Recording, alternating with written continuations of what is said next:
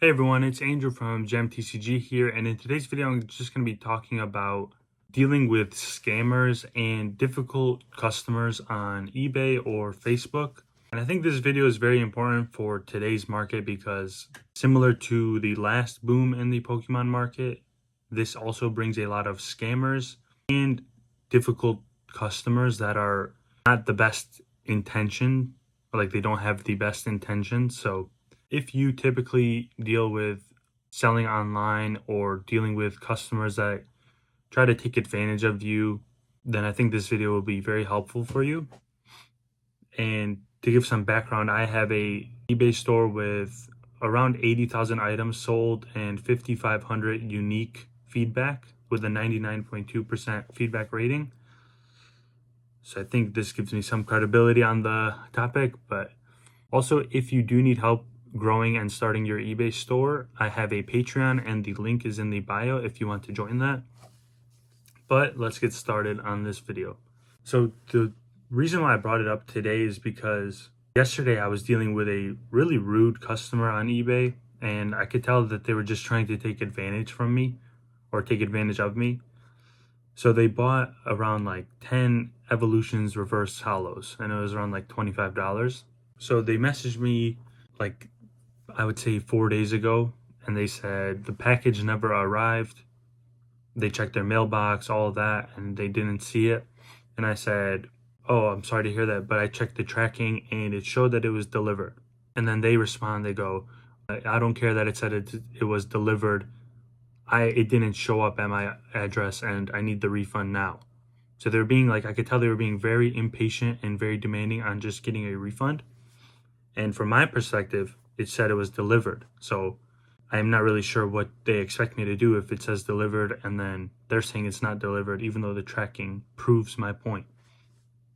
So then I said, try asking your local post office or ask your neighbors, see if they maybe the post office misplaced it or it got delivered to the wrong address to like one of your neighbors. And then they go, I'm not going to do all that. Just send the refund. I was like, okay, this is weird. So another day goes by. I said, after he said like he wouldn't cooperate, I said, there's not much I could do.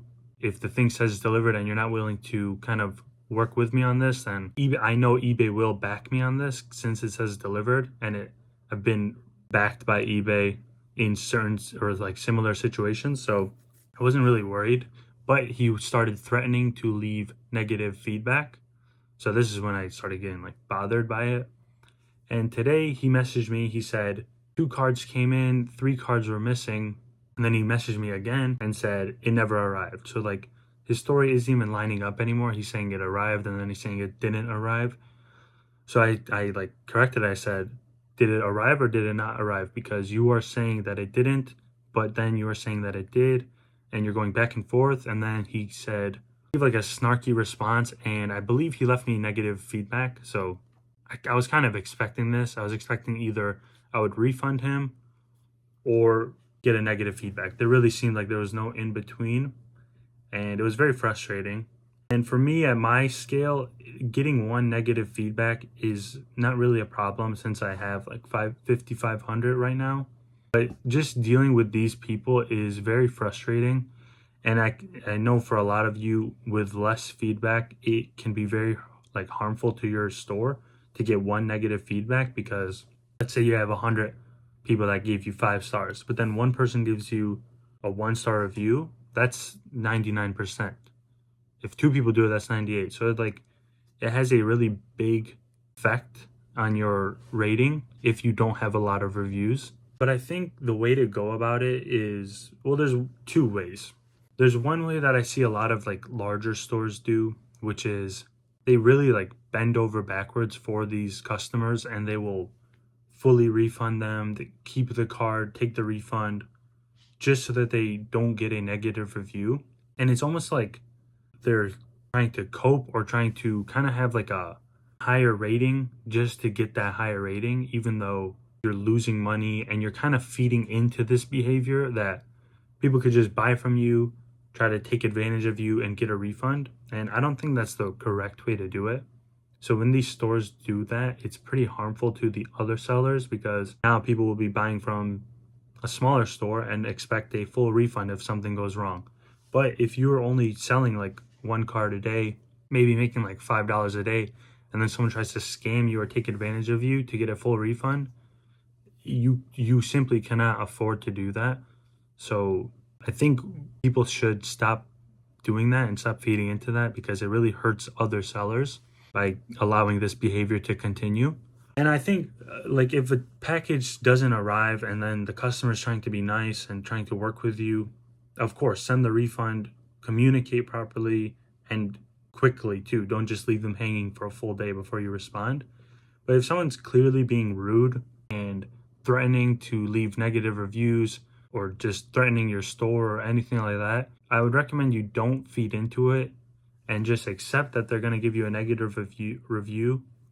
Try to stay calm and polite in your interactions because it will help your case if you try to ask eBay to step in and kind of revoke their feedback. And it also shows that you don't feed into their behavior. Like if someone's being rude, you don't need to be rude as well, even though you may feel like you want to, which is sometimes like I will fall for that trap. And if someone's being really rude, I can sometimes, retaliate or be snarky in my responses or something like that. But for the most part, I try to be very nice to them, even though they are trying to take advantage, and then just accept what they're going to do, carry about my business, and then take the negative feedback and whatever, move on. Most times, if I think it's not justified, I will contact eBay and they will remove their feedback, especially if you've shown that you've done good business. You actually like responded to them and tried to work with them on their order.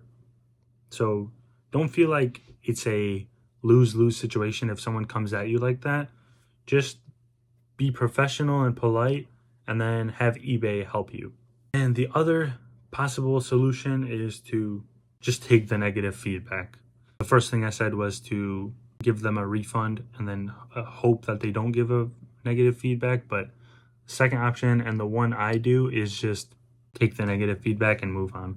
And in my experience, I've had like probably last year, probably like 100 items or orders say that like it didn't show up, but then I checked the tracking and it did show up. And when something like that happens, then you will be like covered by eBay. They will close the case in your favor if the buyer tries to initiate a return or refund. Not a return, a refund.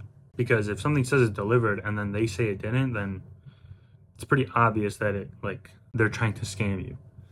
And that's also a very important reason why you should be shipping with tracking on all of your orders. And you could do that with the eBay standard envelope, which right now is like 63 cents for 1 ounce, below $20 per card. So it's a no-brainer to use that option. And of course, if you're selling something that's above $20, use the first class bubble mailer for like $4 to $5. But yeah, overall on eBay, and this also applies to TCG Player, anyone that's trying to purposely take advantage of the fact that you are a store and you sell things and they expect a refund from you just because they want it, or they're going to threaten you with a negative review because they know how important feedback is to you and your store, I would recommend don't feed into it. And also try not to let it control your emotions and let you get really mad or frustrated or not want to completely stop doing this because you have to deal with people like that. Because I would say maybe half a percentage of all my orders, not even half, probably like 1 every 1,000 orders is a person like that, like someone that's going to try to take advantage. So maybe if you're starting off, you will deal with it a lot more often, but as you grow, people will not see you as a target for these types of scams and taking advantage of, because they typically target the beginner sellers and the stores with less feedback because they know that they have less credibility in eBay's eyes, so they will most likely be able to get a refund if they ask for it or open a case on eBay. But yeah, that's my thoughts on dealing with those type of customers on eBay. And for PayPal, there are other ways to get scammed, which I have talked about in another video on my channel. So feel free to check that one out. But yeah, I hope you all enjoyed this video and kind of got some insight on how to deal with these types of customers on eBay, because I know it can be very frustrating and very hard to deal with, especially when you're a beginner seller or someone trying to take advantage of you for a $50 order or something like pretty expensive. But at the end of the day, you have to operate it as a business, take your emotions out of it, and just move on. Don't get fixated on one negative order when you have 500 positive orders and 10 people that are very nice, like 50 people that are really nice and really helpful to you. So just, yeah, try not to feed into it and give into the negativity, and just stay as positive as possible. But yeah, I hope y'all have a great day, and bye.